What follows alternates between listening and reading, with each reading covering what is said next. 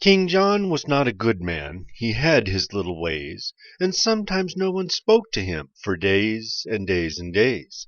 And men who came across him when walking in the town gave him a supercilious stare, or passed with noses in the air, and bad King John stood dumbly there, blushing beneath his crown. King John was not a good man, and no good friends had he. He stayed in every afternoon, but no one came to tea. And round about December, the cards upon his shelf, which wished him lots of Christmas cheer and fortune in the coming year, were never from his near and dear, but only from himself. King John was not a good man, yet had his hopes and fears. They'd given him no present now for years and years and years. But every year at Christmas, while minstrels stood about, collecting tribute from the young for all the songs they might have sung, he stole away upstairs and hung a hopeful stocking out.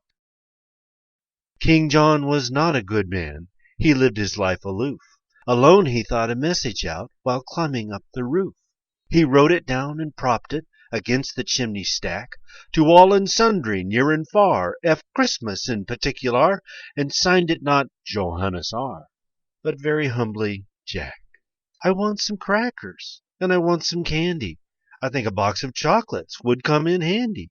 I don't mind oranges, I do like nuts, and I should like a pocket knife that really cuts. And oh, Father Christmas, if you love me at all, bring me a big red India rubber ball. King John was not a good man. He wrote this message out, and gat him to this room again, descending by the spout. And all that night he lay there, a prey to hopes and fears. I think that's him a-coming now. Anxiety bedewed his brow. He'll bring one present anyhow, the first I've had for years.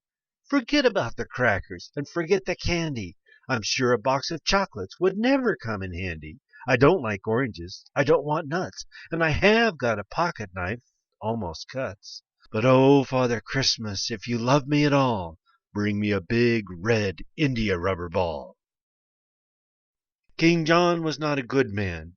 Next morning when the sun rose up to tell a waiting world that Christmas had begun, and people seized their stockings and opened them with glee, and crackers, toys, and games appeared, and lips with sticky sweets were smeared, King John said grimly, as I feared, nothing again for me. I did want crackers, and I did want candy. I know a box of chocolates would come in handy. I do love oranges. I did want nuts.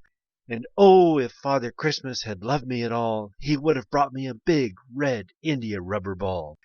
King John stood by the window and frowned to see below the happy bands of boys and girls all playing in the snow. And while he stood there watching and envying them all, when through the window, big and red, there hurtled by his royal head and bounced and fell upon the bed an India rubber ball. And oh, Father Christmas, my blessings on you fall for bringing him a big red India rubber ball.